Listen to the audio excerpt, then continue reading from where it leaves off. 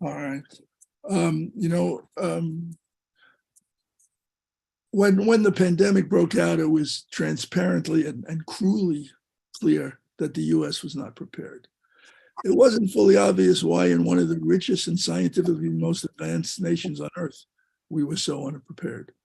Many healthcare professionals understood it was due in part to the dysfunction of the privatized and balkanized U.S. healthcare system, and that may be unrealistic to call it a system.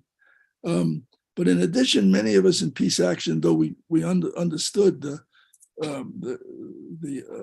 legitimacy of the healthcare critique, that there was another part of the answer, which was that decades of congressional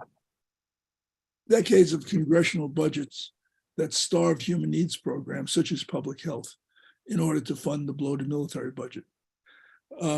Now, in response to U.S. kind of ill preparedness for the pandemic, many public health organizations became actively engaged in pressing for increased investment. Unfortunately, the role of the Pentagon budget in breaking and limiting this investment was essentially invisible. At least it was in the Boston area. And many of us are involved in many of these organizations and never heard a critique of half our budget going to the war machine. So the Fund Healthcare, Not Warfare Working Group of Mass Peace Action was formed to try to correct this situation. And over the past 2 years, we have developed working relationships with the Mass Nurses Association, Mass Care, Mass Public Health Association, SCIU 1199, Physicians for National Health Programs, and other public health advocates. Many of them have signed on to our open letter to our elected representatives calling for increased funding for public health needs to be financed by cuts in the military budget. This second Fund Healthcare, Not Warfare forum features representatives of many of these frontline groups. Now, key to this effort were members of the working group who were already leaders in the battle for public health and healthcare and deserve naming: Sandy Eaton of Mass Care, Dr. Alan Myers of Physicians for National Health Program, Louise Parker from DSA, Catherine Delory from MPHA and the Women's Health Institute, Susan Mirsky from Peace Action, Beth Summers from APHA, and Kate Henning from Northeastern University. And of course, the effort was supported by Peace Action staff Cole Harrison, Brian Garvey, and earlier Amar Ahmad. Now, our nation was not attacked by Russia, not by China, not by Iran, not even by North Korea. We were attacked by a microscopic coronavirus, the most sophisticated military weapons the world has ever known: intercontinental ballistic missiles, nuclear-powered submarines, B-1 bombers, was completely useless against the virus and continues to be completely useless. But their deployment puts our nation and the world at great risk through increasing the danger of nuclear war. So double risk: one, draining the resources we need for healthcare, and introducing an entirely new risk. Today, we're hoping to make clear how much further we still have to go to protect people from current and future pandemics, and the need for greatly increased public investment, our tax dollars. The source of this investment, we believe, should be the bloated Pentagon budget, single most inefficient use of public funds in our federal budget. Rep. Carol Doherty will chair our opening plenary. Carol was formerly the president of the Mass Teachers Association, served on the Taunton School Committee, and now is fighting for all our interests in the Massachusetts State Legislature. We're delighted to have Carol with us chairing the session. Carol, take it away. Thank you. Thank you very much, Jonathan. I really appreciate this opportunity, and I'm always impressed by the numbers of people that you are able to mobilize in support of a conference such as this. And it takes a powerful lot of work and a lot of commitment to be able to do that. So I'm pleased to facilitate this panel.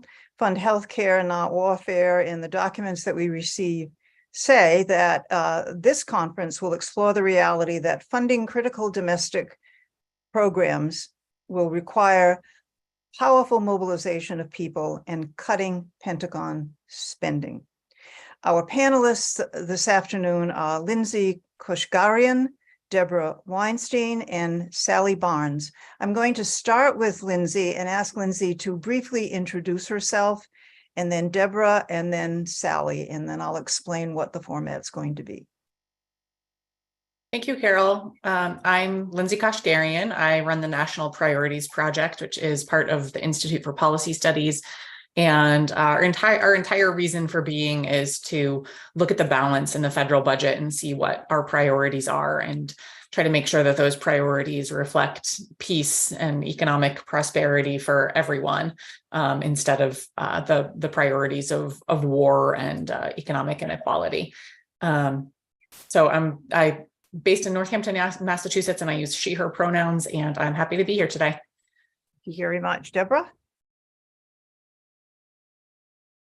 Hi, right. I'm Deborah W. Weinstein. I'm the executive director of the Coalition on Human Needs, which is a national coalition of organizations that include civil rights, labor, public policy experts, faith groups, human service providers, and other advocates who come together because we care about meeting the needs of people with low incomes and other vulnerable people.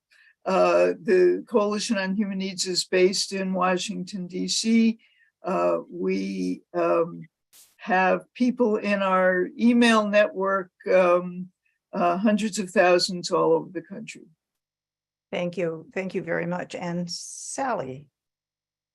Hi, thank you, Carol. My name is Sally Gupta-Barnes. I'm the policy director of the Kairos Center, which comes out of decades of poor people's organizing. And our mission is to build a broad-based movement to end poverty, led by those who are most impacted by poverty and related injustices. And Kairos, for those who may not be familiar, is a Greek term for a break in time.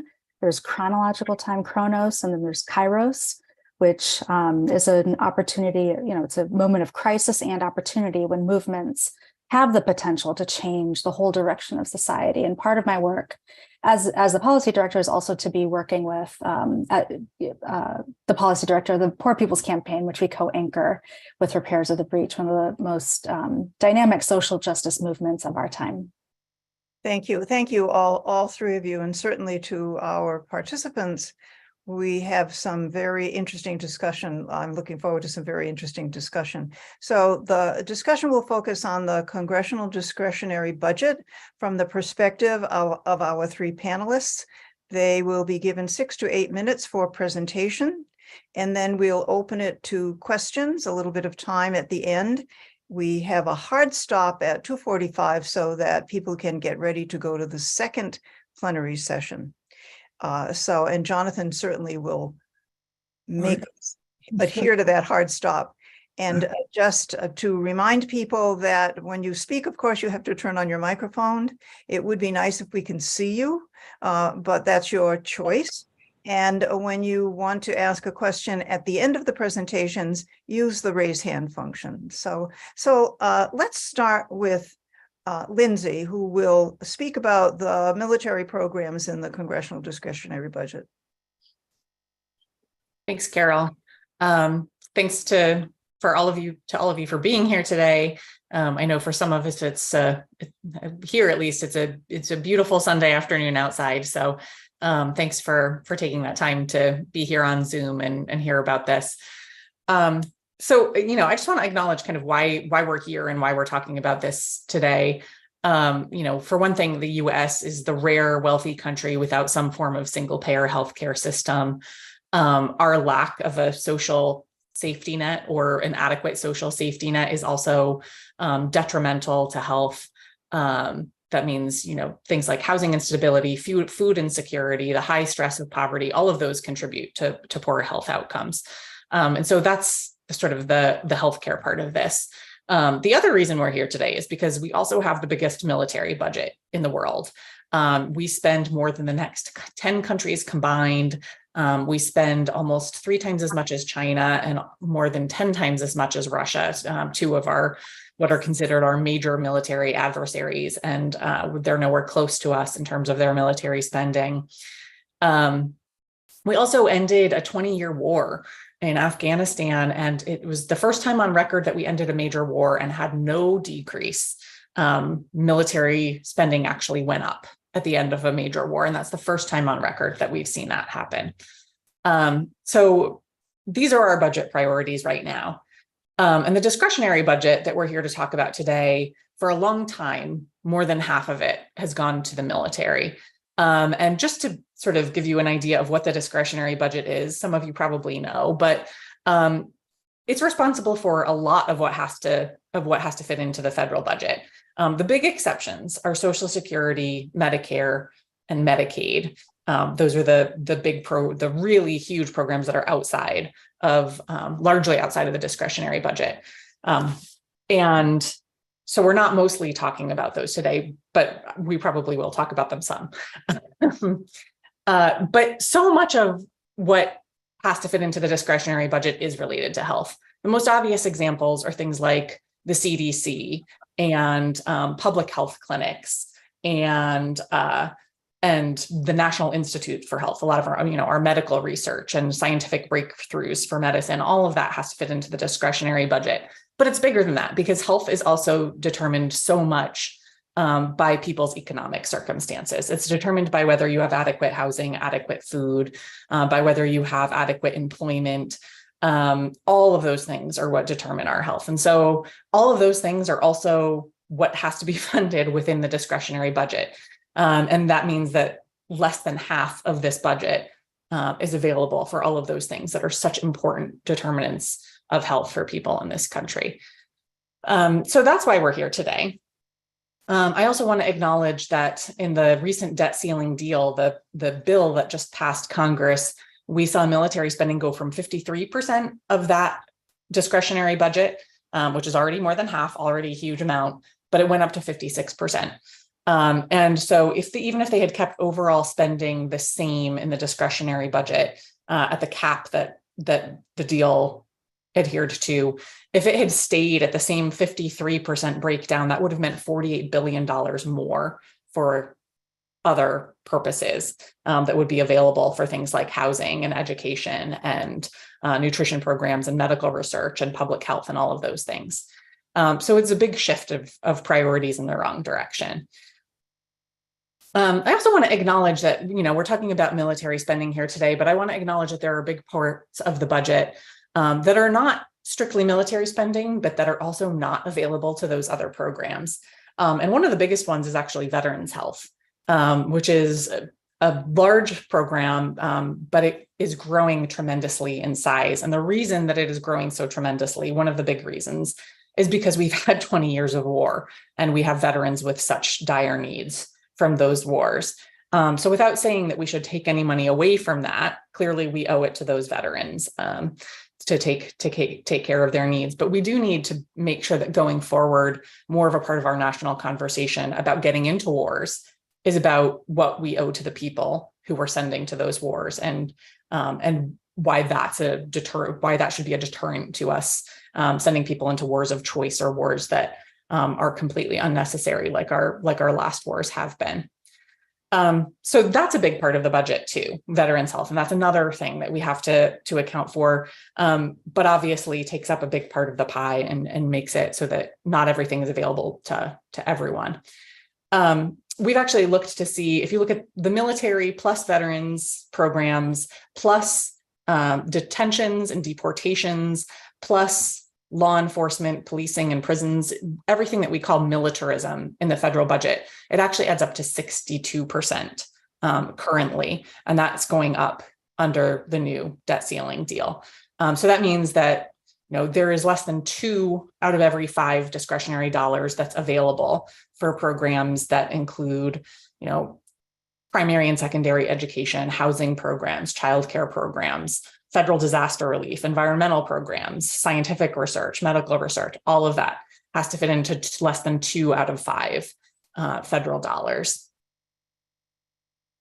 We also have found that since 2001, over the last 20 some years, the US has added 2 discretionary dollars for militarism for every $1 invested in communities.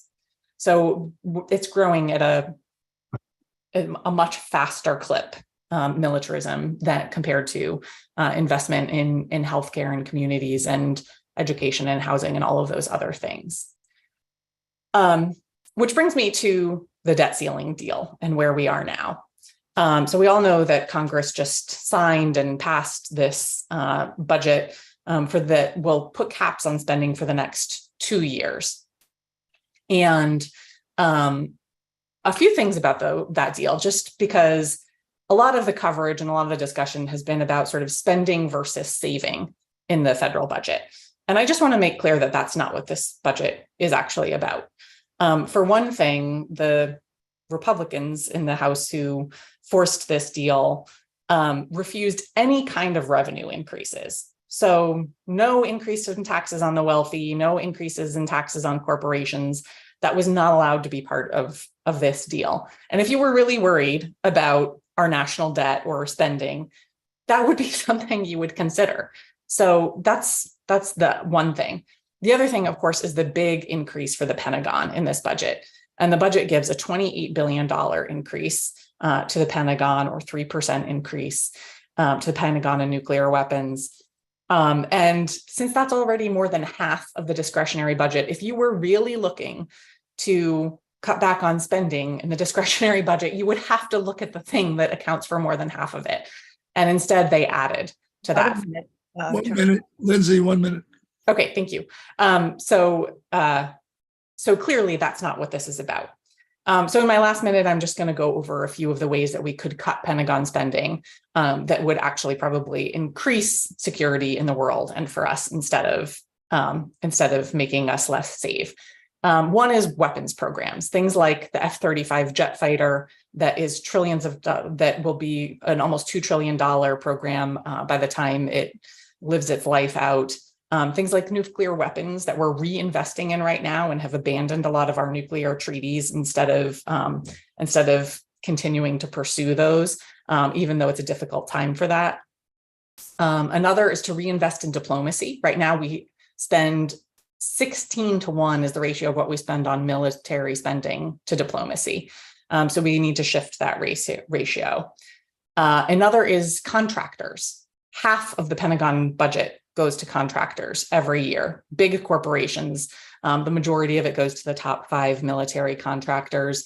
And we've seen, some of you probably saw the 60 Minutes report on price gouging by contractors, where they found things like up to 40% profit for some of these contractors. And we've also heard that Boeing in particular, one of the top 5, has refused to share its costs with the Pentagon. So the Pentagon doesn't know whether it's getting price gouged or not.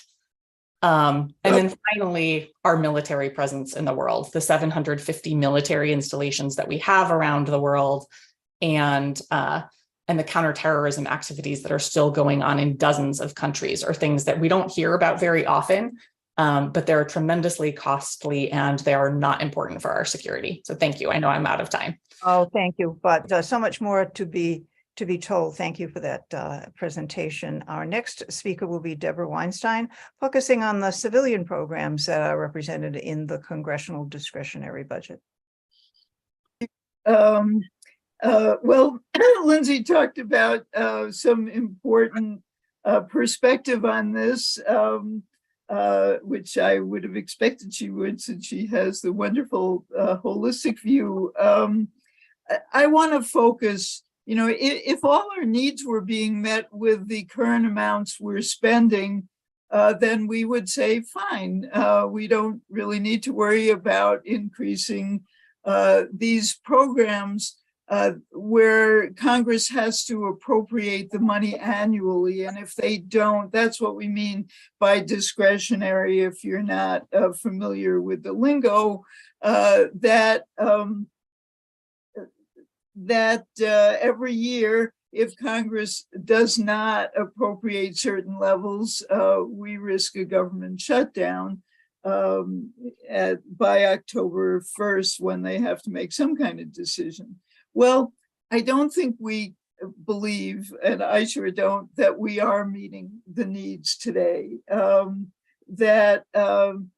know the focus here talks about healthcare versus warfare, some of the biggest programs, as Lindsay suggested, that meet our healthcare needs are not within the discretionary accounts, things like Medicaid and Medicare, but a lot of programs do. And in terms of the problems we're facing, we have record-breaking mental health needs and substance use disorder needs. We have growing numbers of people paying far too much of their income on rent, and there are way too few affordable housing units. We have growing numbers of people going without enough food and not able to afford other basic expenses, and reporting that because they can't pay for their utilities or their rent, they're sometimes not buying the medicines that they need. So there's such an interconnection with all of these issues. So we know that we have a lot of unmet needs. We also know, and Coalition on Human Needs tracks somewhere between year in and year out, between 170, 200 programs among these annually appropriated programs that have a particular impact on people with low incomes. And over the years, we found that they have not kept pace with inflation. We had caps that were in place until just a couple of years ago. And so when we compare back about a decade, we find that about 2/3 of the programs we track were cut, comparing the current year's budget to fiscal 10, and that's adjusting for inflation. And 4 in 10 of those programs were cut 20% or more. So we know that we are starting behind. In the last couple of years, with the end of those caps, we started to make a little progress. And now the new deal that Lindsay referred to that Congress just passed, that deal that got us out from under the threat of defaulting on our debts and the economic catastrophe, that would have been, all of that has we've now gone back on the progress that we only just started to make. And so where are we now in terms of some of those problems? Well, just one example, the WIC program, Women, Infants, and Children Nutrition Programs. I use that as an example. Of course, it has clear relationship to health, but it's also a bill that the House Republicans put out and marked up in subcommittee before they stopped doing all of that and broke to do this debt bill. And they made substantial cuts in this program, this very popular and effective program. And the way they did it, they had some options. The amount they cut would have been enough to maybe take 250,000 monthly participants out of the program. They didn't want to do that. So instead, they reduced the monthly fruit and vegetable benefit. You know, this is horrible even to talk about that. For the 1 to 4 year olds, it would go down from $25 to $11. For pregnant and postpartum participants, a 70% reduction from $44 to $13. And for breastfeeding participants goes down from $49 to $15. So that is that's real world. This is what they are proposing. So you shouldn't be fooled by who is hurt by all of this. So that's just one example. There are lots of other examples. In housing, we now have a shortage of 7.3 million rental homes for people who have very low incomes, either below the official poverty level or below 30% of their median income, area median income. We need to build housing, of course, and we need more housing vouchers, but we don't know yet exactly what the Republicans will propose. But if they do go down to the 2022 flat funding level, that will eliminate the voucher money for 350,000 families. We're only serving 2.3 million families through housing vouchers at the federal level. We have so much more need. This would go so gigantically in the wrong direction. I know I'm going to run out of time. How much time? You have a minute. You have a minute. Okay. So I could give a lot more examples, and I'll put in the chat in a second a link to our table that shows you how many cuts have occurred up till now, even before all these lousy cuts. But I do want to say about what we need to do together. Right now, as bad as this agreement was in the ways that Lindsay was describing, there are some of the most right-wing members who want to make it worse. And at minimum, we have to fight that tooth and nail, and we have to do it by speaking out about the consequences. So these are, just such a small number of consequences that I'm giving you. We can tell you more. If you work with CHN, it's chn.org, and get our emails, we'll give you lots of information and opportunities to join in. One very related way, on our website right now, on our Take Action page, is we've joined in with the Win Without War action. Tell Congress pass the People Over Pentagon Act, and it is one way that you can write letters and convey the right message about your priorities. So I'll leave it there. Don't think these letters don't help. Over the course of the debt ceiling fight, people working with us, I am so glad to say, sent over 775,000 letters to Congress. I can't say that fixed everything. Obviously it didn't. But we did reduce the scope of the pain because of this. Now people want to walk away from the deal, and we can't let them.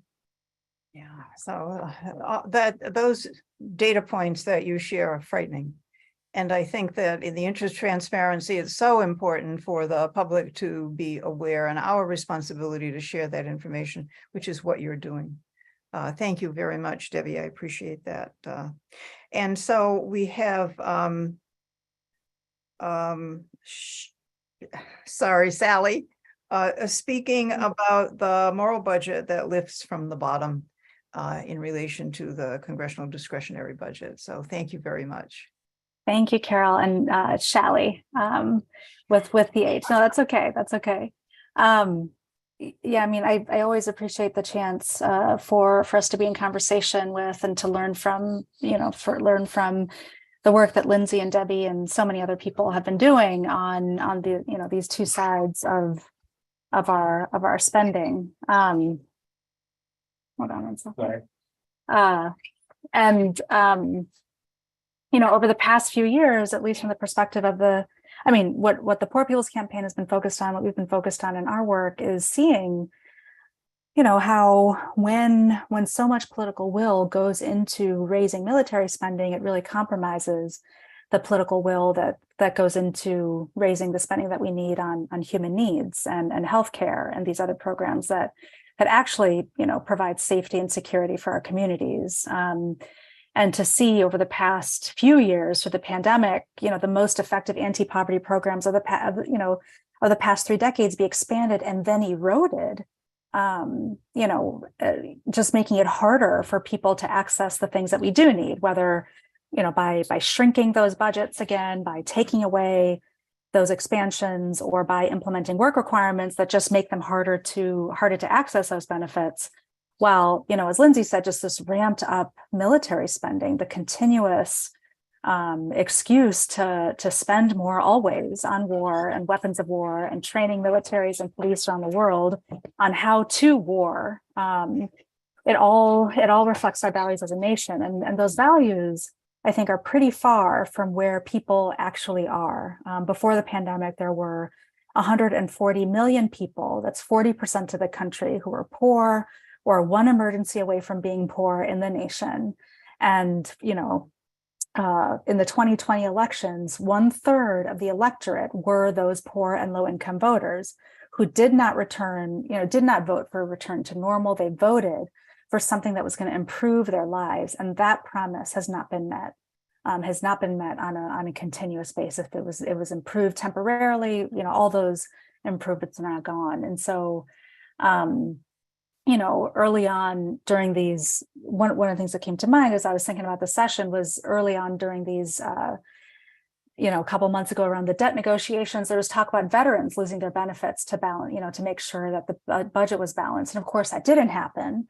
Veterans were able to maintain their programs as they should, but veterans groups were speaking out and say that they shouldn't be an exception to the rule, right? The programs that they need, whether it's SNAP or healthcare or disability, a lot of other people access and need those programs, and nobody should be denied access to them. And this is an incredibly important point to make, that even if we don't risk life and limb, we should still be able to have healthcare to feed our families and be safely housed, not only because we're the wealthiest country in the world, but surely because we are one of the wealthiest countries in the world and can afford all of those things to happen. But because we've deprioritized all those needs, because we're willing to tolerate low wages and precarious work and the denial of healthcare, poverty has become one of the leading causes of death, the 4th leading cause of death in this country. New research from UC Riverside shows that poverty causes more death than homicide, suicide, gun violence, overdoses, even diabetes. So it is time to take this seriously. Every day, 800 lives are lost because of poverty. And so it's no surprise then that, for many other reasons, poor counties during the pandemic saw 3 to 5, higher death rates, 3 to 5 times higher deaths than wealthier counties, or that the biggest declines in life expectancy have come from the poorest states in the country, from Mississippi and from West Virginia, 2 states with very different demographics, but what they share in common is their poverty. And yet the only time that we see our elected officials cross the aisle and join forces is to fund war. They still remain deeply divided over how to fully address poverty, and we need to push them at every level on this issue. We need a coalition, a movement that tells them, based on the work of many of the other people in this meeting and the other people on this panel, that it does not need to be this way. Lindsay has told us over and over again that the resources exist. We could reduce military spending by just 10% and provide healthcare for all the people who are at risk of losing it in the next year and a half because of the end of, automatic enrollment. We could move money away from Border Patrol and stop separating families and put it into public housing. Instead of playing Lockheed Martin, we could hire hundreds of thousands of public school teachers. Instead of adding to our nuclear arsenal, we could provide healthcare for everybody. Instead of locking people up, we could provide solar energy for millions of households. We could do all of this, and we could raise corporate taxes, raise wealth taxes, bring in trillions of dollars, move the money that's already been allocated through the American Rescue Plan and the IRA, and start to build up our communities before those funds are lost, right? And if we did that, we could save lives, and we could revive this economy, an economy that only works for, a 1% or a 10% of people does not functionally work. And it is not a resilient or a sustainable economy. And so, universal healthcare could have saved 330 lives during the pandemic. Medicare for all could save tens of thousands more every year, as well as hundreds of billions of dollars. And every dollar going to a poor family gets circulated back into the economy, creating more than that dollar, whether it's in higher wages or food stamps or the kind of programs that Debbie was talking about. The child tax credit, in fact, was estimated to have a bigger economic impact than military spending. And so, I'll wrap up with something that we don't often bring into these spaces, which is, a verse from the Bible. Now, I'm Hindu. This is not what I grew up with, but I've been around clergy and biblical scholars for the past 15 or 20 years, and I picked up a few things, including that, there's a passage that's often used to justify poverty, to justify these kind of decisions by saying, and many of you may be familiar, that the poor will always be with you. But as the director of the Kairos Center and the co-chair of the Poor People's Campaign, Reverend Dr. Liz Theoharis has shown, this is a misunderstanding of that passage. What Jesus is actually saying is if you don't do what I am telling you, if you don't free the captives, if you don't release the debts, if you don't provide for the poor, then the poor will always be with you. In other words, when we choose not to move the abundance of our society to where it is most needed, we will continue to suffer unnecessary injustice. We cannot continue to accept the crushing violence of poverty, because in this time of abundance, we know it is unnecessary.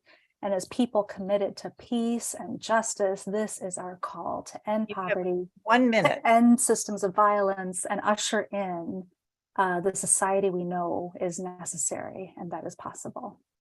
Thank you, Carol. Thank you. You have about 45 seconds. That's all I got.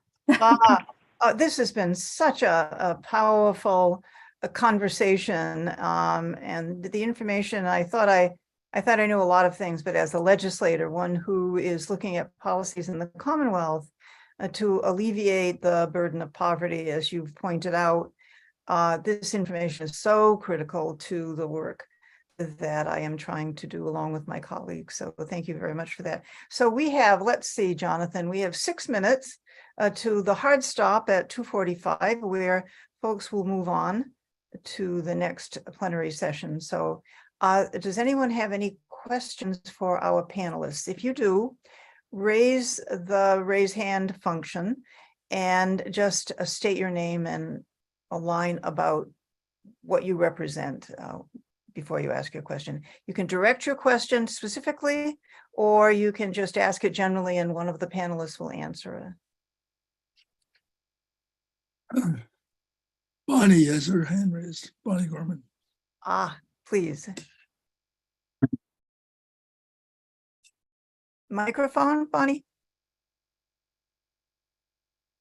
There we go. Hey. Yes, a question for Lindsay. The most of the 30 trillion, projected 30 trillion on the debt ceiling limit is the cost of wars, the cumulative cost of wars. Has that ever been able to get traction in terms of people realizing that, these debts that they've gotten us into are, Republican driven, certainly, but actually anti-warrior driven. Has that gotten any place with the general public or the legislative public, actually? Oh, yeah, we don't. Sorry, unmute. Microphone, Lindsay? Yeah. Thank you. Yeah, with the public. I suspect that most people don't know what is responsible for a lot of our debt. There certainly have been media coverage of this and of the amount that wars have contributed and the amount that tax cuts have contributed, which is another big, really, it certainly holds its own against the war debt. Yeah. I suspect most people don't know that. Mm-hmm. I think it's a difficult message to get across, but maybe one that we could do a better job of getting across, of helping people understand where a lot of this debt actually comes from. Yeah. That said, I do think it's a problem because for the folks in Congress, as I pointed out, it's not really about the debt. They were all too happy to grow the debt through the Trump tax cut, Sure. Mm-hmm. war spending or other things when Republicans were in charge. So I think we have to a little bit realize that if the more we talk about debt, the more we're playing on their turf. and that we actually, it's good for people to know where the debt is really coming from, but we also want people to know what is actually happening with their money and all of the things Debbie pointed out about the great need that is out there. Right. And then all the things that, the things that I was just barely able to get into about where the money for war in the Pentagon is actually going and what that money is actually doing, so that people understand what these different things are. So I think there's part of it, but yes, having people understand that a lot of the debt comes from either war or tax cuts is an important piece of the puzzle. Thank you. Thank you, Lindsay. We have time for one more question and answer. Anyone? I see Katie Murphy from the MNA here. Hi, Katie Murphy. I've got a question. The Pentagon received. Tell folks who you are and what.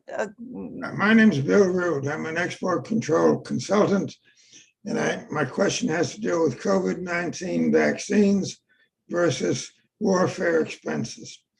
And the Pentagon received $40 billion that they didn't ask for, and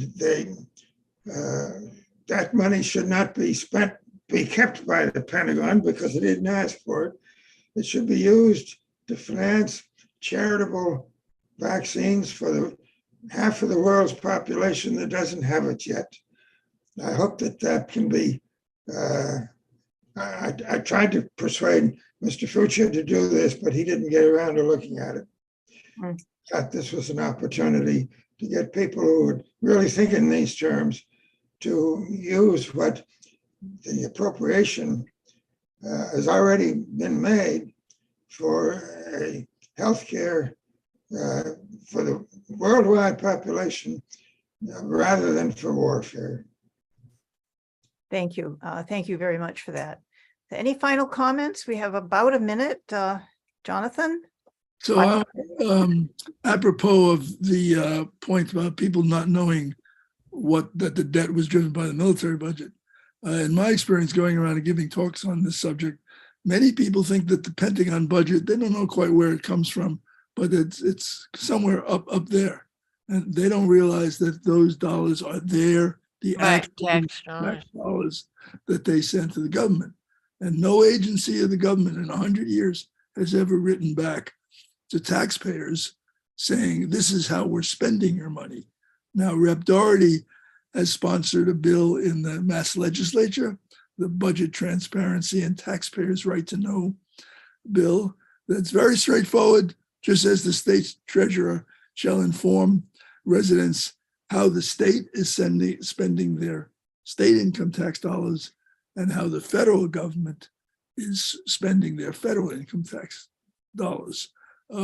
It's a little thing. It's fully within the power of a legislature, but it would really change things. And there's no reason that can't happen in other states in the union, and slowly have people learn that they are paying for Lockheed Martin and Raytheon and the nuclear weapons.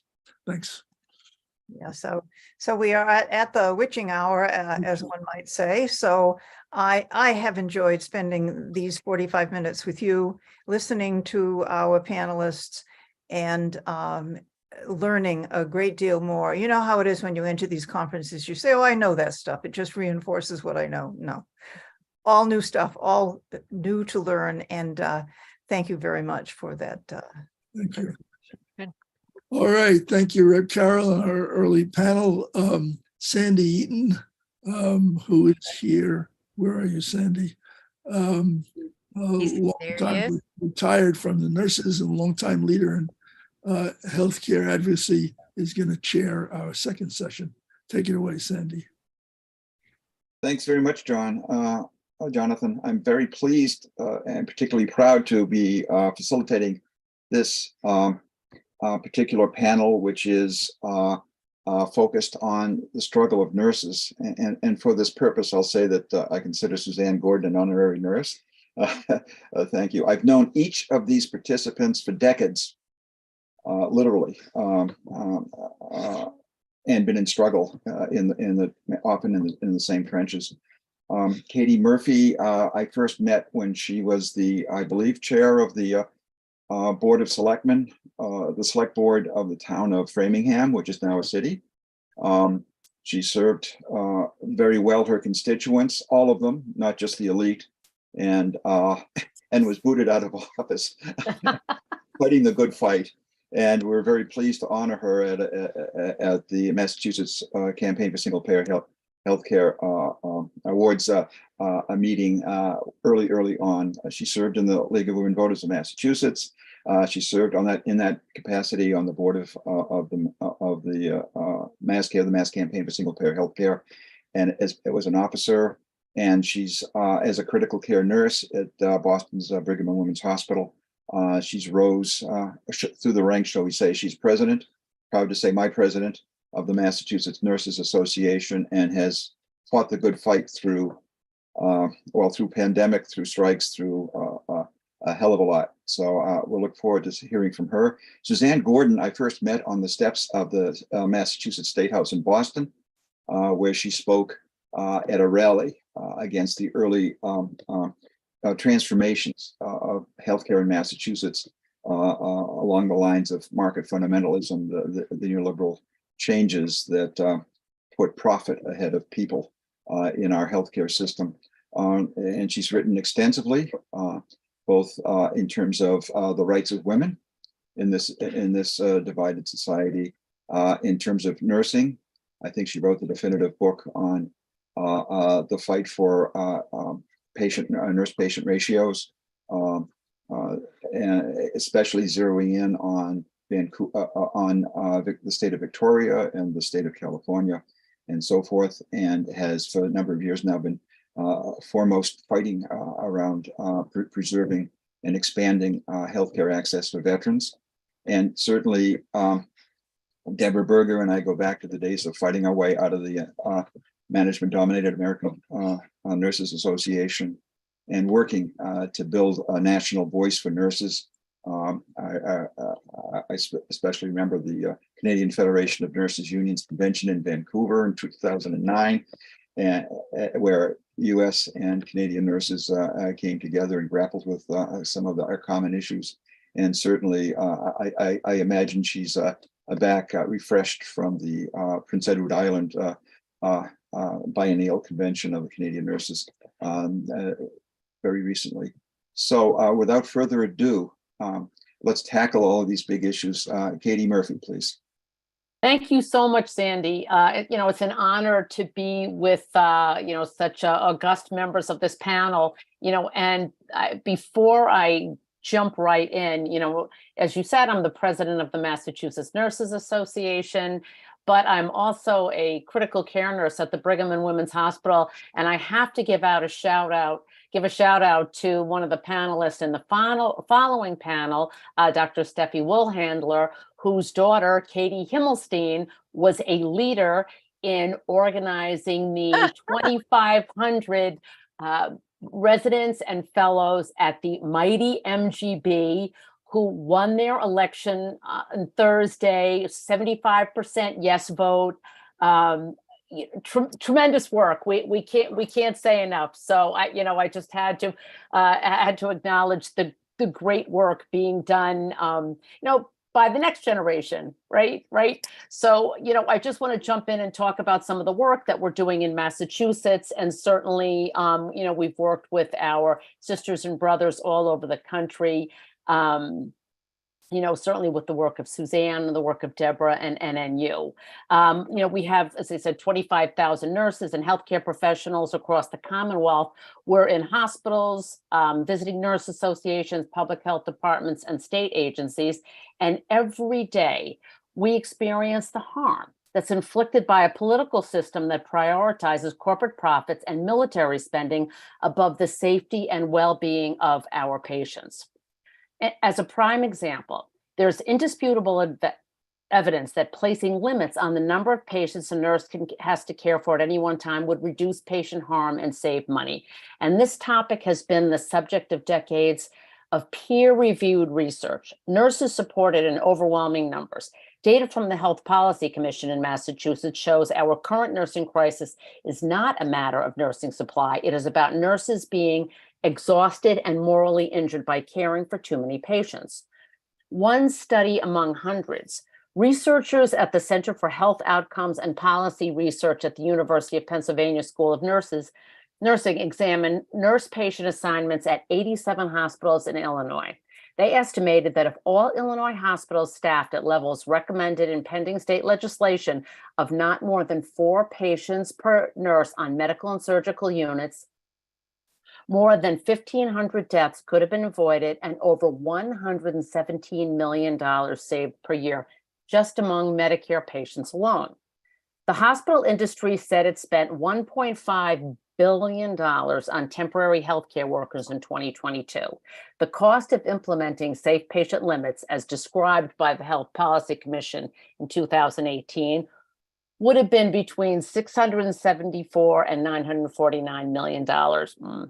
We take exception to some of those numbers, but we could have made hospital patient care safer, reduced nurse burnout and turnover, and saved costs long-term by enacting safe patient limits.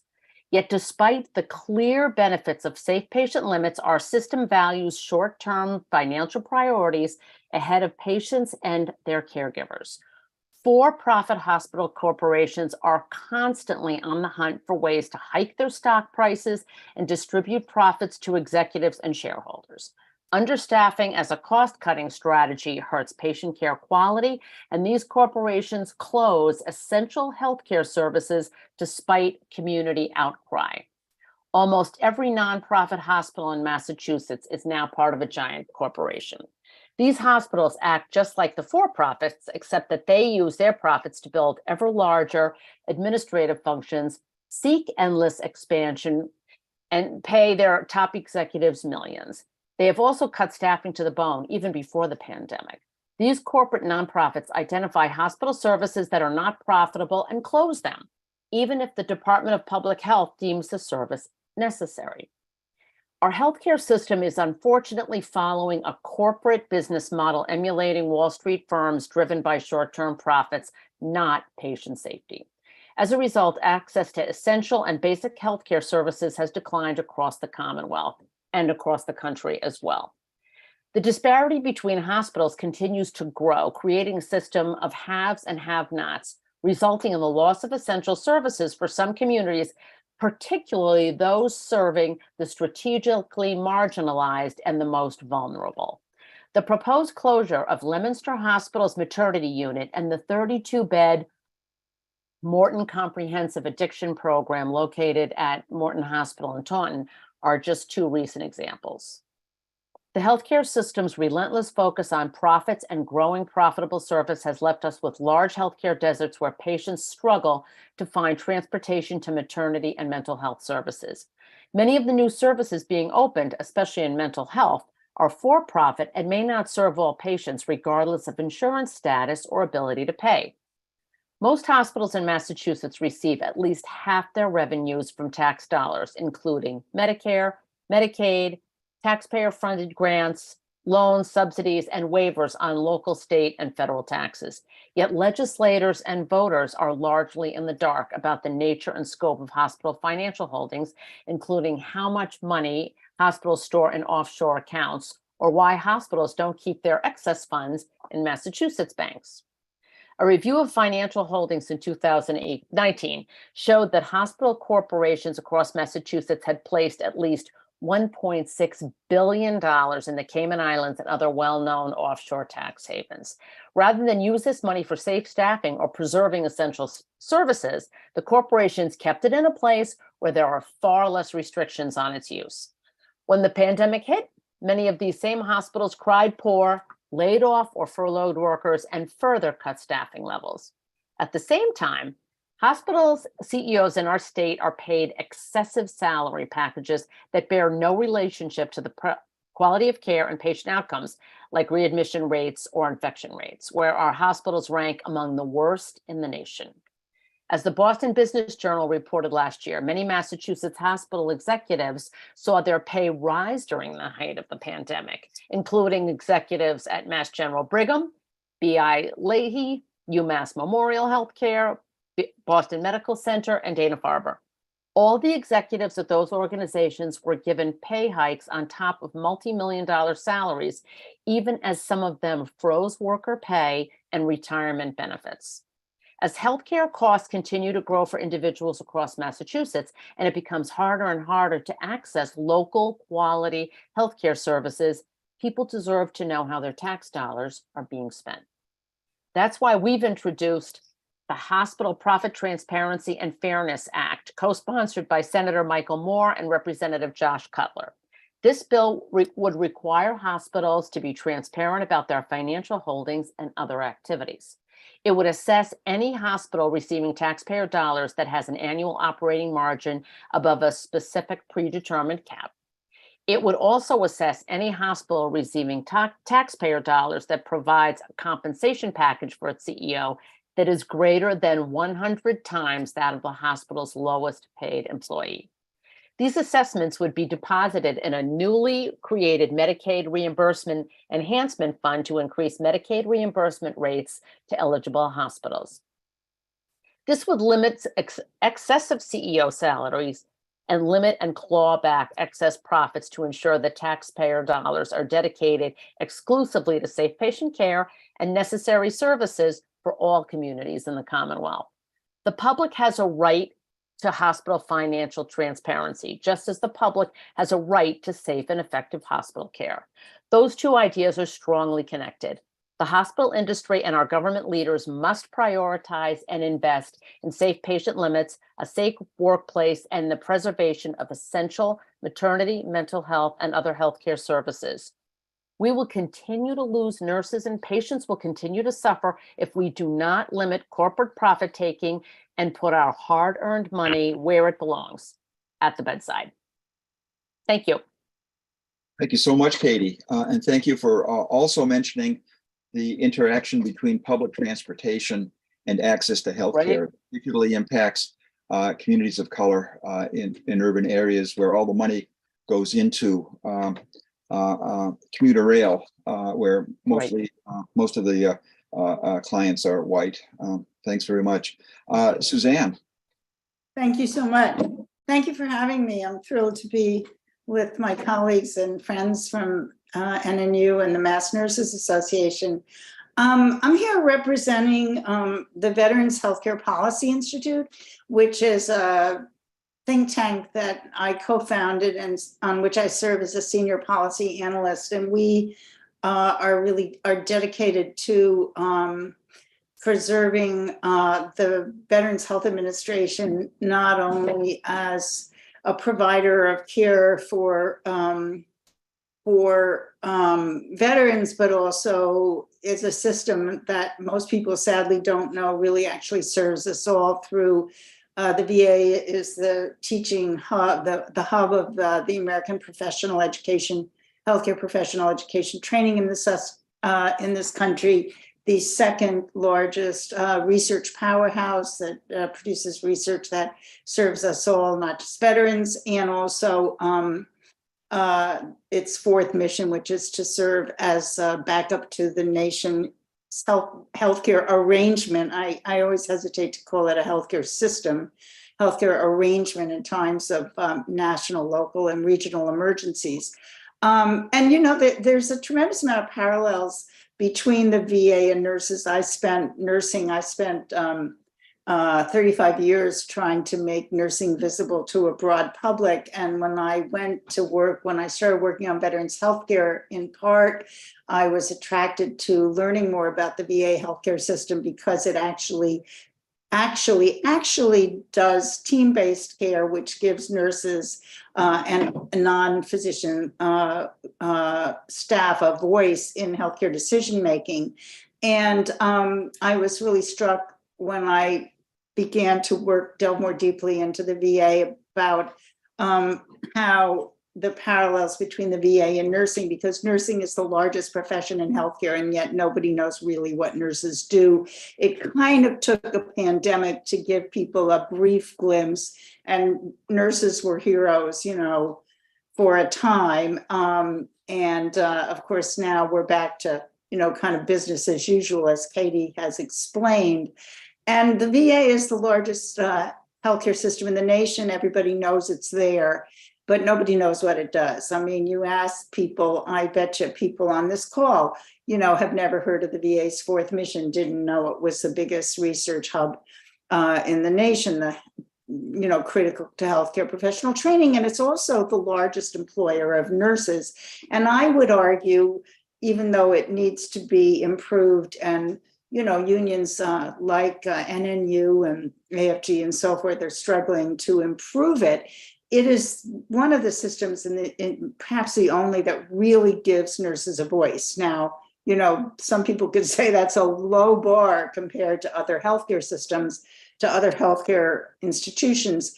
But the VA, for example, is not only the largest employer of nurses, it trains and educates nurses in training, and has team-based care that gives nurses a voice. It's the only healthcare system in the country that has brought in lift equipment to help nurses and nursing assistants from the dreadful strains of lifting patients, turning patients. This equipment, it's been shown over decades that it could save hospitals money. It pays for itself in just a matter of years, but they prefer to view nurses and nursing assistants as disposable machines, really, human machines, and not bring in this kind of equipment. The VA has done that. The VA is very concerned with RN safety. The VA was the only healthcare system practically in America that didn't furlough nurses. It certainly didn't do enough around PPE and various other things at the beginning of the pandemic, and unions were very quick to point that out. But it really immediately, the VA was one of the only systems that immediately stopped elective procedures and inpatient visits and put its giant telehealth capacity to use, which protected staff. And other systems were not willing to do that immediately because it would cost them money. I mean, it doesn't cost anybody any money at the VA. It's a revenue neutral decision if you stop elective surgeries, because you don't lose money. Whereas at MGH or wherever, they continue till the very last minute. So I would argue that, and I put in the chat before speaking, because I'm too old to put in things in the chat and speak at the same time. Sorry. I didn't start, on devices when I was 5. And the VA, so I put some links in to the Veterans Healthcare Policy Institute and to reports and studies we've done. I would argue also that the VA is a model for a national health service. And I firmly believe that our slogan should be VA for all, not Medicare for all, because Medicare is a payer, not a provider, and the VA is a payer and a provider. But I want to take up the rest of my brief time telling you that we are, and NNU knows this very well because it's in the forefront of fighting VA privatization efforts. But VA is really struggling right now for its very existence. And I believe that anybody who is interested in healthcare, not warfare, has to be very involved in the anti-VA privatization movement because it is a juggernaut. They do not give up, and it's the same folks that want to privatize the VA that are trying to privatize Medicare. It's the same constellation of private equity firms that are funding warfare, not healthcare, and that are determined that we should never get a national health system or even, a vague healthcare reform of any sort. And they are trying to privatize the VA. And they are succeeding slowly but surely. We have the VA Mission Act of 2018, which was tragically supported by the majority of corporate Democrats. 1 minute, Suzanne. Passed and began the dramatic outsourcing of healthcare to the private sector. And now we are facing a new act, a new piece of legislation in Congress in the fall that would put the finishing touches on the VA by even increasing that outsourcing of care. And if you outsource VA care, you lose a model of healthcare, you lose care for veterans, and you lose a model of team-based care, which puts nurses, which gives nurses voice as a priority. And also part of the idea of privatizing the VA is to take, this is amazing, to take VA nurses and embed them in private sector hospitals, being paid by the taxpayer to take care of veterans in private sector hospitals. And then the private sector hospitals get paid to take care of the patients. And then they don't have to pay for the nursing costs. I mean, it is like extraordinary. And they're trying to do this right now in Las Vegas. And I imagine, Deborah, you know of other instances around the country where they're trying to do it. And again, the unions are at the forefront of this fight against this. So my message to you is, when we are fighting healthcare, not welfare, not warfare, we have to fight to protect the VA. Some folks in the social justice and peace and justice movements and healthcare reform think that's kind of an oxymoron, because many tragically see the VA as somehow, enabling militarism. And that is the farthest thing from the truth on the face of the earth. And the VA needs more funding, not less. I've spoken to healthcare reform activists who actually think that the VA receives its funding from the DOD. Would that it receive funding from the DOD, maybe they would get more. So this fight against VA privatization has to be our fight, not only as someone who speaks from nurses, but as a patient safety and patient quality activist and as a healthcare reform activist. So I encourage folks to check out the website of Veterans Healthcare Policy Institute and to pay attention to the fights for against VA privatization and the legislation that is coming down the pike, and the relentless activities of dark money funders like the Koch brothers to promote not only VA privatization, but to use the VA against healthcare reformers and those who really want to fight for a budget that provides for human needs, not killing people. Thank you, Suzanne. You bring forward an interesting concept here of the role of the VA in the future.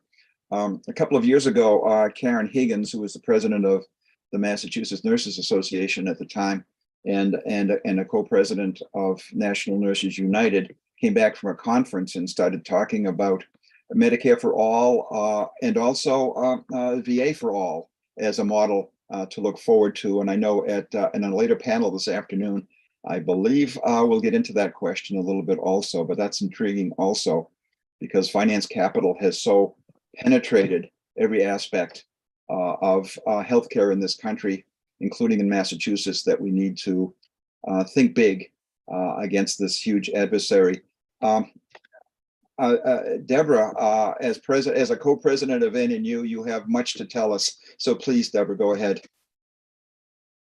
Good afternoon, everyone. On behalf of the nearly 225,000 members of National Nurses United, I'm honored to be invited to participate in this esteemed panel. I'm also grateful to our 35 affiliate nurses unions in Global Nurses United, whose bedside experience across 6 continents are the grounds for many of my comments today. And thank you, Massachusetts Peace Action, for hosting this important conversation. I've been a bedside nurse for over 45 years and a union leader for more than 3 decades. I will begin my comments on the social and public health care costs of militarization with some reflections on structural violence and the global pandemic. Too often in the past 3 years, the front lines of the pandemic have been described as a war zone. It is true that it had a grave breakdown of public health infrastructure in many parts of the world, left nurses battling with our employers to provide adequate staffing, proper PPE and necessary medical supplies as we fought to save patients' lives. In the United States, our government and employers abjectly failed to protect healthcare workers and our patients, leading to well over 1 million deaths, including over 5,575 healthcare workers, 497 registered nurses, and 29 of our own NNU members. These unnecessary deaths were foreshadowed in government and media messages that equated a national pandemic response with war mobilization rather than a coordinated community care. In part, we were unprepared for the pandemic because the public health system has been hollowed out in favor of military spending and nuclear weapons buildup. Yet, during a peak in COVID-19 deaths and calls to reopen the economy prematurely, the US conducted a series of military flyovers in many cities to salute so-called healthcare heroes. These costly and extremely symbolic gestures silenced the on-the-ground demands of healthcare workers, a majority female and people of color workforce who were being forced to put their lives on the line with little to no protection. The healthcare workers being celebrated in these military salutes were not on active duty. Recognizing them as military heroes in the line of duty made a very preventable crisis, and dangerous on-the-ground conditions seem inevitable. Had the nation really wanted to use its military resources to support nurses and other healthcare workers, the government could have listened to the demands of healthcare workers and invoked the Defense Production Act to produce adequate supply of PPE. They did not do this. They left healthcare workers fending for themselves against corporate employers and turned the pandemic into a literal political war zone. From the perspective of bedside nurses globally, war is never a cause for celebration because war contributes to premature death and harm. War does not just harm active combatants, and it doesn't just kill and maim by bullets and bombs. War destroys and disrupts the productive economy that people depend on for food security and meets basic needs. War devastates massive infrastructure, including water systems, public health services, medicines, medical facilities, transportation, and telecommunications. War creates unhealthy environments, and it increases human exposure to military toxics, hazards, and depleted uranium. US investment in the war has resulted in staggering forms of mass violence across large parts of the world. US military action has included countless coups, political assassinations, and small-scale interventions to advance pro-business market goals and to expand corporate rights that undermine global protection of labor. Representing and regarding hospitals as a military front during the pandemic similarly contributed to the for-profit corporate agenda that holds our healthcare system and health equity hostage in this country. The use of social wealth and tax resources to build and sustain the military rather than funding universal needs like clean water, health, food, housing, education, and a universal healthcare system like Medicare for all deepens socially produced scarcities and social inequities. The pandemic exposed the dangers of this inequity, calling on all of us to divest from military systems that produce global conflict and harm and redirect those resources into increased public health, public well-being, global solidarity, and care. It is precisely through such redistribution that we can lead the way to health equity. The US military has over 800 military bases in an estimated 80 foreign nations and territories. These bases are responsible for increased environmental damage, increased carbon emissions, violence, including sexual violence and murder, and military accidents that compromise the health and safety of communities around the world. Nurses in our Global Nurses United from Honduras to Puerto Rico and other countries repeatedly report higher rates of chronic stress, mental health crises, cardiovascular disease, cancer, and violence in areas associated with arms sales and military presence.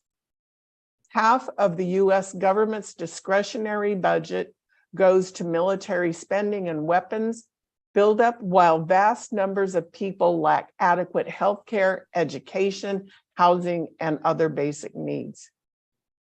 Union nurses believe that budgets are moral documents that should be dedicated to funding policies that sustain life instead of destroying life. As patient advocates, protecting the lives of our health and health of our patients is a top priority.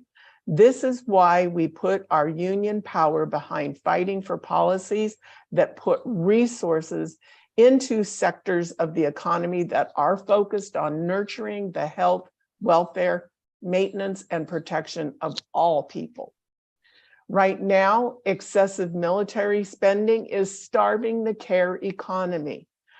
Care work is labor intensive, and years of public divestment in public infrastructure and profit seeking by private companies have left many healthcare workers, teachers, childcare providers, and other care workers with inadequate staff and safety protections.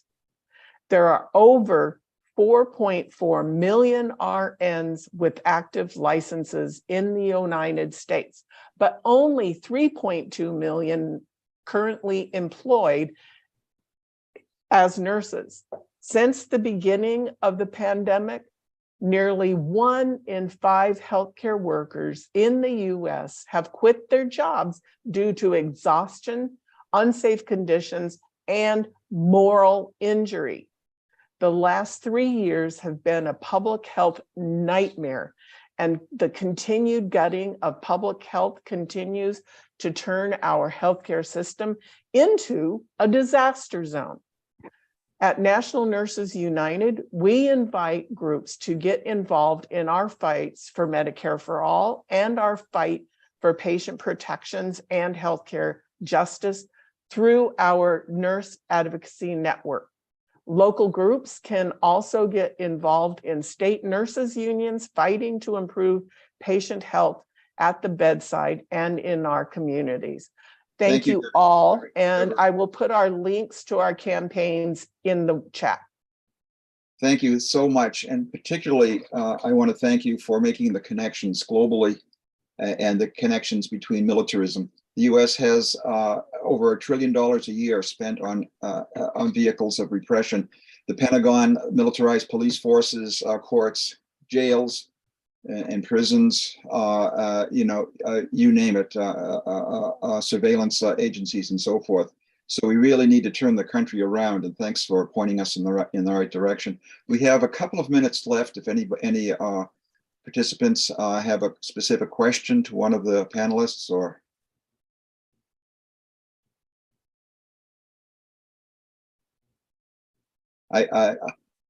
I certainly have, as to what our prospects are going forward. What can we, as a peace movement in Massachusetts with friends and connections across the country, what do you think we can do in order to fund healthcare, not warfare? Yes. I mean, I think it's very important to, and I know that Steffi Willender is going to be talking about this, but I think it's very important to connect, to really talk about not Medicare for all, because of the problems with funneling people into systems that are increasingly corporate and private equity dominated. And the fact that Medicare is a payer, not a provider. And so it's very difficult to make changes in the way we deliver healthcare as opposed to the way we pay for it. I think that we really have to think about things like VA for all and actually kind of what that means. Because VA for all doesn't mean that 330 million, I mean, Deborah and her members would have a flip out. You know, it doesn't mean that 330 million Americans descend on 171, VA medical centers. What does that actually mean, a slogan like VA for all? And I would argue that it means expanding actual VA services to all veterans, to their families and communities, et cetera. But I also think it means using VA models of care, including, the kind that I talked about that gives priority to the voices of non-physicians as well as so forth, and using those as models for healthcare. I also think it means that healthcare reform activists have to fight for the VA and also bring veterans into the struggle, because I think many liberals and progressives tend to sort of dismiss veterans as a bunch of either wackadoodles or, conservatives, and there's no point in organizing them. And any of us who know veterans know that that's, a dramatically narrow and biased view of a very complex population. So I would make that argument. And, I'd love to know how NNU connects the sort of the struggle against VA privatization and Medicare for all, and what you all think about expanding the slogan from Medicare to all to VA for all, our national health system. Well, I completely agree that the two systems are dramatically different, as you pointed out, the single payer versus the actually providing the service. And naturally, we would love a national health system.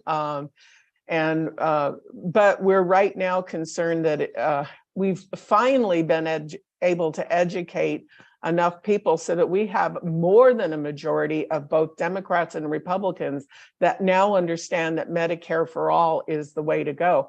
I'm afraid that if we started talking about the VA for all and those things, that it might start muddying the waters again.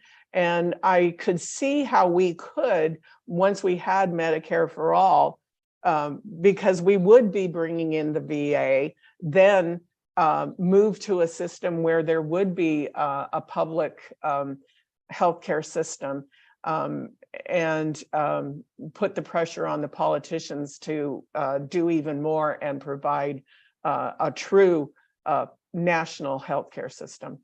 Thank you, Deborah. Thank you, all the panelists. I don't want to eat into our 5-minute break, which isn't much. This panel has sort of continued the last panel's discussion, and these themes are going to be carried on into subsequent discussions and into the breakout groups. Jonathan, you're on. So we're going to take a 5-minute break. I know that sounds short, but we know people are at home, so the line at the bathroom and the kitchen isn't that long. Please come back at 3 o'clock, where Susan Mirsky will take us in the next plenary. And No, 3:30, not 3 o'clock. 3:30, I'm sorry, 3:30. And absolutely the point that Sandy has speakers made, these issues, we're just beginning to deal with them in Peace Action. We have a real task in explaining to people that the VA is not funded in the defense budget. It's part of the civilian side of the budget and the fight against privatization. I think we're going to take it up. Okay, so do come back in 5 minutes. You don't have to leave. You can just take a little walk around, take a stretch, and we'll see you at 3:30. Is there time for one quick question? Sure, always. Okay. Deborah mentioned the Defense Production Act. That would require congressional confirmation. Whereas if the money already appropriated to the Defense Department could be used for COVID-19 vaccines, you would not have to go back to the Congress.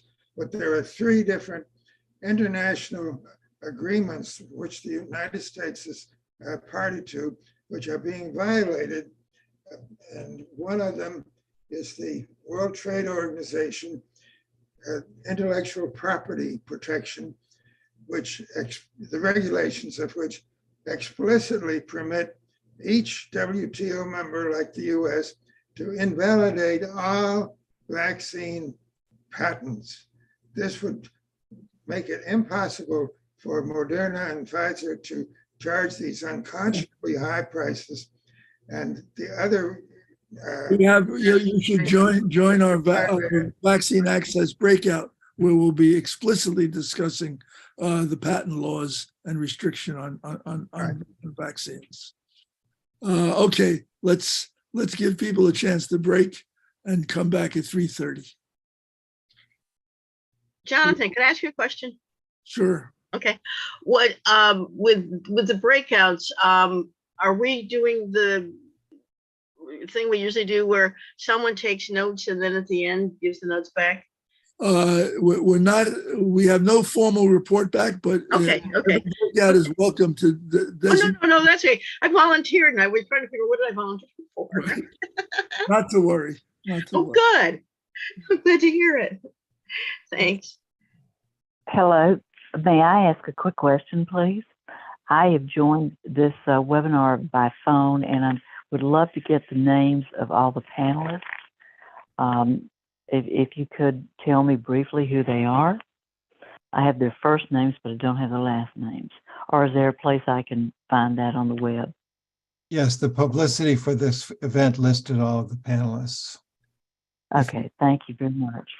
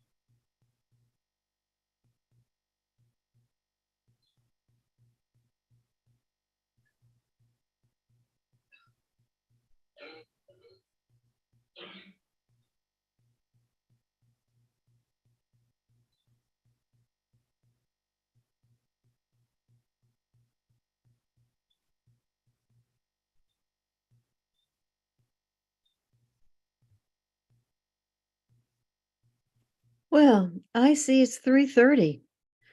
Shall we give it another minute more or shall we start?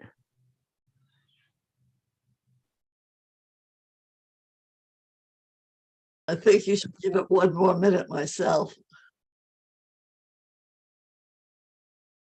I recognize that voice for health and sanity. All right.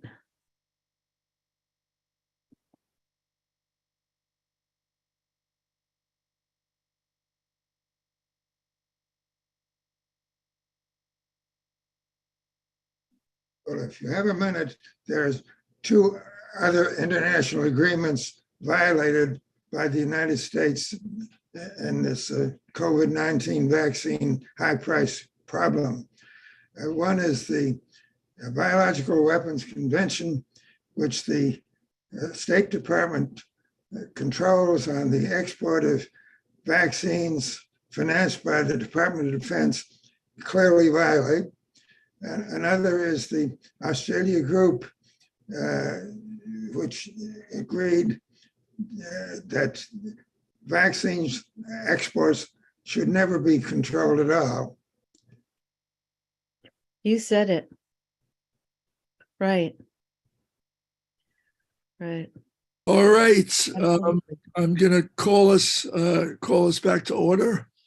Our next session is chaired by Susan Mirsky, who's here with us, who's chair of the Nuclear Disarmament Working Group of Mass Peace Action, but that doesn't really capture the range of her political engagement. Anyway, Susan, take it away. Okay. In these number of years that we have been dealing with COVID, and we have seen the effects on children, on adults, on poor people, the inequities, what Bill Root just spoke about. We need to do something, and we're here together to try to look at what is happening, what has happened, and what we can possibly do about it. Our first speaker, we have two wonderful panelists who they'll speak for 8 minutes, and after each, we'll have 4 minutes of questions for you. So please put your questions into reactions. Put your hand up so we can identify that you have a question, and we'll try to get to as many questions as possible. Our first panelist is Chris Chenisolkit, and she is the incoming president of the American Public Health Association, and she was recently the chair of the APHA Executive Board. She serves on the Planned Parenthood of Mass Board of Directors, a part of our Brookline Public Health Mafia. Chris was Assistant Director of Diversity in Brookline's Office of Diversity, Inclusion, and Community Relations, and is a member of Brookline Town Meeting. Welcome, Chris. Hello, thank you so much. Thank you to each of you for letting me be here. If it's okay, they said that I could have some slides up. So if that's okay, I'll go do that now. Thank you. Great. So first, thank you. Thank you for this opportunity to spend Sunday afternoon with you. And truly for not just the time that you're spending here, but the time that you're not spending, that you're not here, that you're, knocking on doors, writing letters, sending emails, causing some good trouble is what I like to call it. So thank you. So I'm here, I'm actually president of the American Public Health Association now. I moved from president-elect to I'm the current APHA president. Mm-hmm. So the American Public Health Association is just turned last year 150 years old. So it's a long time advocacy organization, and we have about 30,000 members across the nation and internationally. But if you include all of our affiliates within the different states, we have about 52 of them. We have about 50,000 members strong.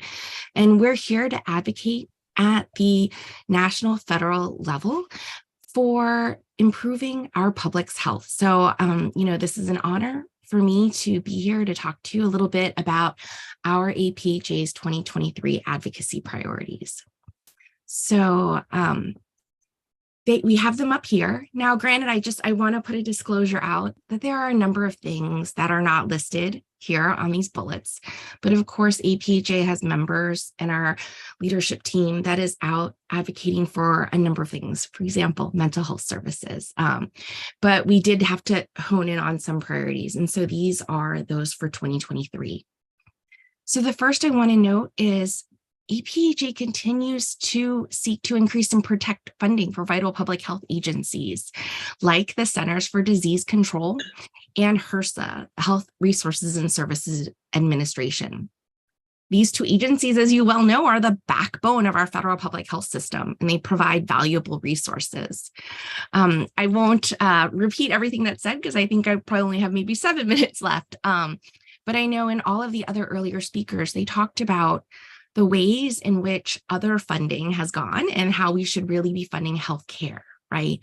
And so one of our top priorities is to increase and protect funding for our public health agencies. At one point, as we know, in the pandemic, people understood what public health is, but somehow our memories are short, and we're back to this not good normal. But we need to continue to pound the pavement to let people know that how critical that is. We also want to uphold the Affordable Care Act, and of course, to expand healthcare services. And here in Massachusetts, we saw it, but I'm hoping our congresspersons in DC saw it or didn't see it with all the smog, the health impacts of climate change, right? It is incredible.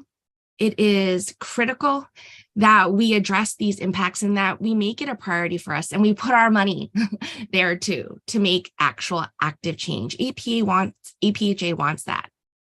But not just because of climate change, but also because we know that there is evidence-based research that shows that the impacts of climate change are really hurting our older folks, our vulnerable communities, our communities of color, children. And that is an injustice as well. Of course, APHA wants to uphold our public health laws and regulations. And, I don't want to, I'm a mom of 3 kids. And it's sad when my child comes home and says, "Oh, we practiced active shooter drill today." Long gone are the days of just fire drills and everything else.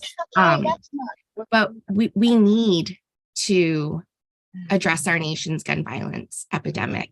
It is critical. It is dangerous. It is long overdue. And then reauthorize the Child Nutrition and Farm Bill. We can't say it enough again, school meals and healthy nutrition, that is critical. If children if they're not well nourished, they can't learn. And then there goes a generation, right? So APHA is there for that. And of course, we want to support access to all reproductive health services. I don't have the pin on me now, but we at APHA, we say abortion is healthcare too. We'll just come out and say it. We'll use those words. Abortion is healthcare. We want access to reproductive health services. It's important. It's critical. And we are not going to stop just because of the overturn of Roe v. Wade, right? We're here. We're going to keep going state after state, and at the national level. And then, of course, through all of this and interwoven in all of this is our understanding and awareness that we have to prioritize racial and health equity through each of these areas. So within these advocacy, I have 1 minute. Oh my goodness. Okay, goodness. Okay. So as president of APHA, I get to go all across the nation. I think next week or this week, I'm going to North Dakota. After that, Chicago. So I get to talk about my 3 priorities. And the first is to play for health. Really quickly, in 2 seconds, get out there, do a puzzle, go for a walk, and better yet, do with someone else. We've been socially isolated. That's terrible for our health. Let's build community together. Second, read for health. I don't have time to go into it, but let's stop all these challenges and book bannings, right? And it's targeting authors and communities of color, LGBTQIA. And that is also part of our problems with misinformation, disinformation. Finally, this is what we're going to do. And this is how I think we're going to reach and address our advocacy parties at APHA and all the ones that you have out there, is to vote for health. So much research out there shows that our elected officials are not voting and do not in any way represent what we as a nation want to see. There are so many statistics. I need 8 more minutes for that. But vote, hold your elected officials accountable, vote them out of office, vote the ones you want in. Better yet, run for office. These are some folks here pictured who have great backgrounds in public health, and they have run and or won for office. Or run for office yourself, make some good trouble. I'll see you in Atlanta at our APHA annual meeting. Here I am. Happy to take questions now or later. Chris, you have done and you are working. You're doing such good work. Thank you so much. And maybe some of your thoughts and what you are doing will come out in questions. So anybody have a question for Chris? Just do a raised hand. Okay. Lady Lawrence. Hi there. Thank you. Encouraged to see the support for gun control, but I'm wondering if your organization would put equal effort in supporting rent control, because housing violence actually creates an even greater racial and economic health injustice. And I live in Roxbury, which is a Black neighborhood in Boston. Right next door, another neighborhood, Back Bay. Our life expectancy pre-COVID, 59 years. Back Bay, 93 years. So housing violence could be a way to address that inequity in terms of health. Chris. Thank you so much, Lady, for sort of bringing all of that up. So at APHA, we believe in this public health term called social determinants of health. You obviously know it really well. Basically, that we know that conditions affect our health. Things like transportation, housing, education, employment, all of that affect health. And yes, APHA believes that housing is a human right. And while we may or may not specifically look at rent control, because we do advocacy at the national level, we do want to increase housing affordability, safety. You know, during the pandemic, we were out there with grave concern about, for example, evictions during the pandemic, right? And mortgages. So we do see that, and we're trying to work and support also our state affiliates, because in each state, they are also working, whether it's here in Massachusetts with our Congress. We have the Massachusetts Public Health Association, be a member there. I'm also a member. It's great to hear you. Oh, yes. Yeah, I mean, maybe I didn't ask it clearly, because I'm assuming you do support gun control. A few years back, the AMA resolved to actively lobby for gun control laws, because gun control. I am so sorry. I thought I wanted to say, does your organization support the same advocacy that the AMA does for gun control at the national level, that advocacy for rent control specifically?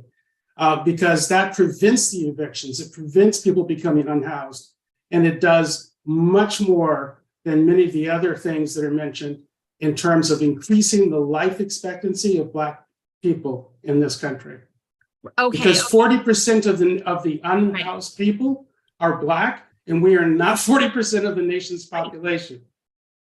So we know at APHA that this issue of gun control is just complex, especially if you look at it and how it's embedded within culture across our nation. But we at APHA believe in science. We know, we see the research. We do want more research into it, but also we want to restrict assault weapons. Like, there's no reason to have those. There's no reason for these large capacity weapons. We want to have stricter regulations on licensing, for example, and we want to increase our gun control, injury, and violence research. Like, that's where we are in APHA and what we want to do, because we're sort of enough is enough, right?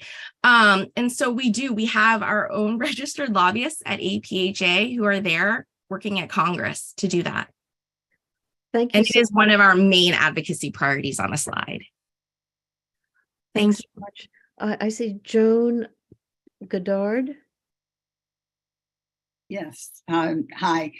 Thank you very much for all your work and the organizations, Chris, but I'm very disappointed that it says, has the emphasis on the funding by way of the Affordable Care Act, and no mention of looking towards single payer health care, which would be not a fundraising for insurance companies, but actually for health care. Thank you very much for your work. I don't want to take a lot of time. Thank you. Hi. There she is. Any response, Chris? Or yeah, so I totally understand. With 30,000 individual members, 50,000 including affiliates, we are like any family. Not everyone in APHA wants the exact same thing. Like, we all believe in health equity and public health, but maybe we don't all believe in getting to it the exact same way. So I totally hear where you are. Some people want single payer, universal healthcare, Medicare for all, all of these great things. But I can say that APHA is there for that. But at this time, it doesn't have that as its advocacy priority, but rather bolstering up and supporting the Affordable Care Act, because that's the legislation that we have now. That's what we want to support and not, have go away or get torn away, because that's what, we're looking at expanding Medicaid, for example.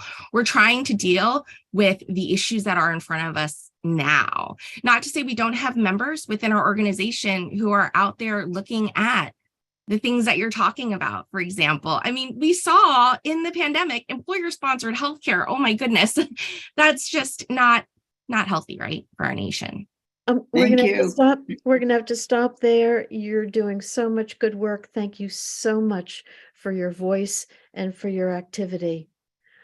Next, we're going to turn to Natalia Linos. Natalia, are you there? You are, Natalia. Natalia is an epidemiologist with a decade of experience working with the United Nations and many publications on public health and the impact of the recent pandemic. She is currently senior research scientist and executive director of the Center for Health and Human Rights at the Harvard School of Public Health. Natalia has a strong commitment to public service and is currently a town meeting member in Brookline and is a member of Brookline's Advisory Council on Public Health. Natalia, welcome. Thank you so much, Susan. And it's a pleasure to join you and pleasure to be on a panel with Chris. I wanted to start by saying that although the theme of the session is increasing pandemic preparedness, and I was originally asked to speak a little bit about expanding vaccine access, I'm going to stick to the broader theme and speak about the political and structural determinants of pandemics and our ability to prevent, detect, and respond to them. And I will touch on vaccine access, but those who are really interested in that topic, there is a breakout room that I'll be part of, breakout room 5 right after, where we'll really focus on that. So let me begin with just a basic definition of a pandemic. And a pandemic is defined as an epidemic occurring worldwide or over a wide area, crossing international boundaries, and usually affecting a large number of people. And having worked at the UN, as you heard, my comments and hopefully our discussion will touch on Massachusetts, our country, and also the globe, focusing on inequities within countries and between countries, as well as the multilateral system and whether it's adequately set up to fund and funded to prevent and respond to future pandemics. And let's not forget that President Trump in the early stages of the COVID pandemic chose to withdraw and defund the World Health Organization. Whatever you think of it, that was not only a distraction, it was crippling. And it's central for us in Massachusetts to realize that the role of the US in global politics and frameworks is simply something that we can't underestimate. So for epidemiologists, the definition of a pandemic often centers around this concept of the basic reproductive ratio or rate, which is used to measure the transmissibility of infectious agents. Centrally, R naught, if it is larger than 1, that is, if a person who's infected is able to spread it to more than one person, then we know that the disease will spread faster. And we're concerned about that. Of course, transmissibility isn't simply about the virus itself, but depends on the number of people who are eligible to be infected. That means whether, and you're eligible if you have no immunity, if you didn't have access to vaccines, and also if we don't have access to PPE or other kind of investments in the built environment and better ventilation. And while I am an epidemiologist, I'm not really that kind of epidemiologist. I'm not an infectious disease epidemiologist. I'm a social epidemiologist. So social epidemiologists focus on the political determinants of health. So my remarks today will really be framed about that. What are the social political structures and processes that are needed to really invest in pandemic preparedness, and less on the biomedical and technical solution? To a large extent, that more technical focus is the one that is most often centered in conversations around pandemic preparedness, including the necessity of investments in research for new vaccines and therapeutics, better diagnostics, new pathogen agnostic detection technologies. These are necessary investments, but they're not sufficient. And discussions around equitably sharing scientific knowledge and manufacturing capability across countries, ensuring the ethical distribution of resources and benefits within and between countries are so critical, but often an afterthought. And this costs lives. A recent modeling study published in Nature Communications just this past week, authored by Nicolo Gozzi and colleagues, estimated that if low and middle income countries had the same per capita vaccination rate reported in high income countries, over 50%, and in some of the countries that they modeled, over 90% of deaths could have been averted. So my focus on political and governance questions is not to underestimate or undervalue the importance and need for true investments in science and technology. It's to add to that conversation. In the early days of COVID, when there had been just one death reported in the US, Dr. Mary Bassett and I, and some of you may know Dr. Bassett as both the former New York City Health Commissioner and then the New York State Health Commissioner. She's also the director at the center where I am now. We had written a paper together in the Washington Post, an op-ed, titled "The Coronavirus Could Hit the US Harder Than Other Wealthy Countries." There we wrote, and I'm going to quote directly from this piece because while it was published, I think the 2nd of March, 2020, I believe it captures a lot of my thinking and our thinking on how we critically engage in conversations and pandemic preparedness. We wrote that the United States has some of the best doctors, nurses, and hospitals in the world. It has capable scientists and frontline workers trained in emergency preparedness. But our underlying deep-seated social and economic inequities are likely to create unique vulnerabilities here. And to this, the current political climate with low trust in institutions, skepticism, even disdain for science, the expansion of anti-immigration policies and post-truth narratives, that we may have a recipe for disaster. We wrote, epidemics emerge along the fissures of our society, reflecting not only the biology of the infectious agent, but patterns of marginalization, exclusion, and discrimination. And the United States has many open wounds rooted in decades of racist policies and the criminalization of poverty. The coronavirus is likely to reveal deep failures and reinforce existing health inequities. And we ended by saying that containment is not only about science and equipment, it's about people and collective action, and that success is rooted in social solidarity. And this is where I want to focus the remainder of this talk, because it's important to recognize and to name that, especially in the context of this forum of funding healthcare, not warfare, that pandemic preparedness too often falls into a health security frame and not one of global solidarity or equity. And that this health security frame, I would argue, narrows the conversation to questions around manufacturing capacity. It encourages hoarding.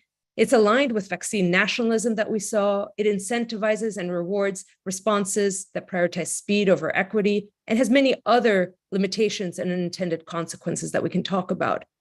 And in April 2020, again, writing together with Dr. Bassett, I consider her a real thought partner and mentor, we published a piece in Foreign Affairs titled "Public Health Calls for Solidarity, Not Warfare." There we noted that politicians across the globe embraced war metaphors, with the disease labeled the enemy. In more than one occasion, President Trump referred to himself as a wartime president, and in New York, Governor Cuomo at the time referred to healthcare workers as troops. Globally, during the COVID pandemic, we saw governments shut down their borders and authoritarian governments use public health measures to limit human rights. For example, restricting the movement of people they labeled threats, putting lockdowns on refugee camps, or imposing stricter quarantine rules for Roma communities in Europe. And in the US, we saw an over-policing of communities of color.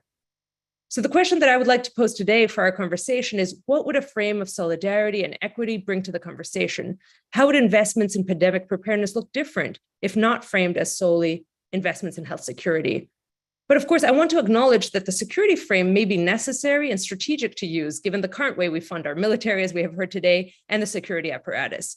There has been unprecedented investments in health during the COVID pandemic, from the CARES Act to the more recent budgets that include new funding to prepare for future biological threats. And I think that fear and militarization and the narrative may allow for those new budgets and these new investments. But what does this frame leave out?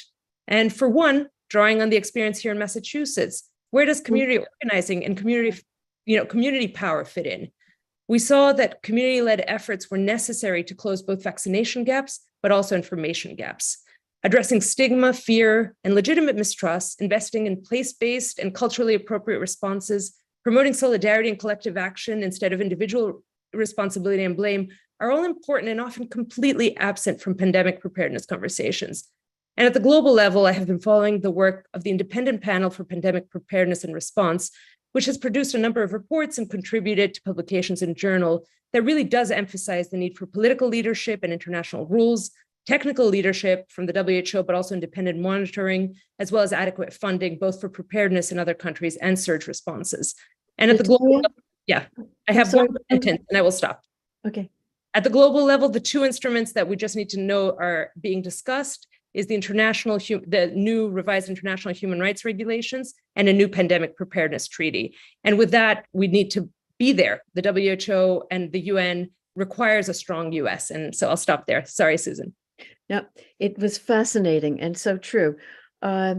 We have 2 minutes left for questions. So if somebody here, raise your virtual hand and put a brief question so Natalia can answer it. And then if for other questions to you, Natalia, do you want to put your information in so people can contact you? That would be great. Any questions for Natalia?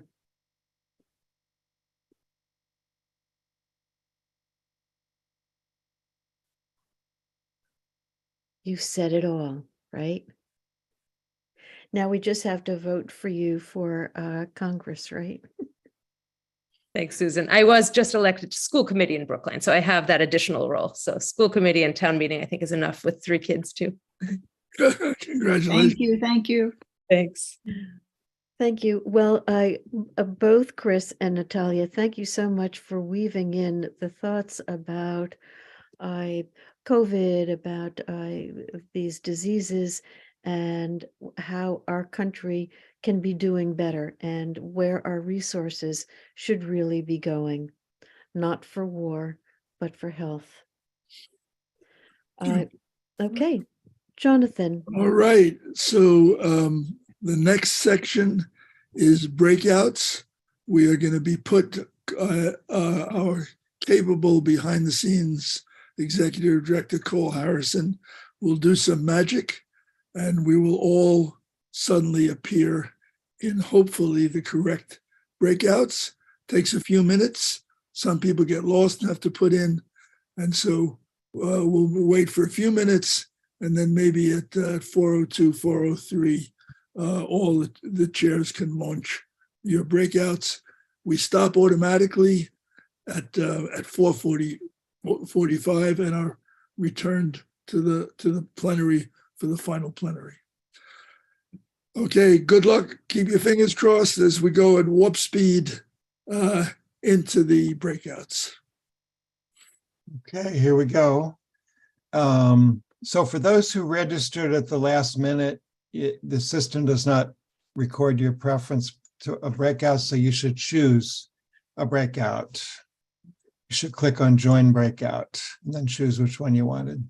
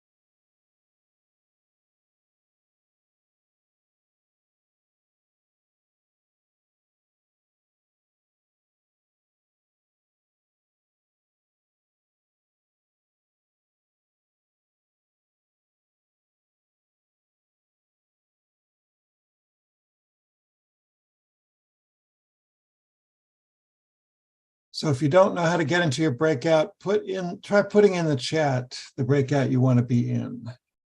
And we will try to put you into it.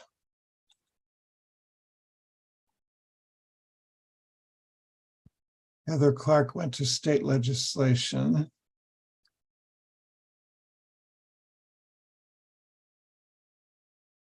Linda Davis, don't know.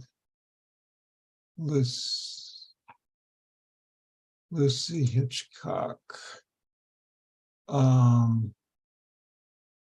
Wanted nuclear budgets.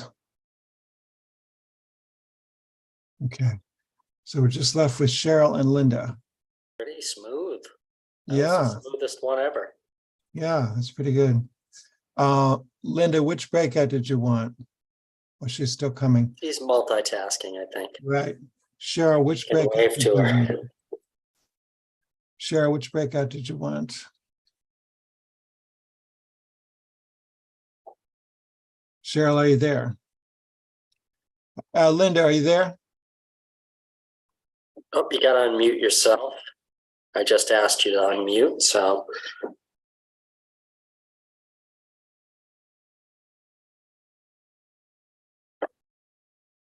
And hello to Mary Ellen on YouTube. Oh, is Mary Ellen lurking on YouTube? She is indeed, she let me know, so. Ah. Just wanted to shout her out. Should we stop the live streaming just while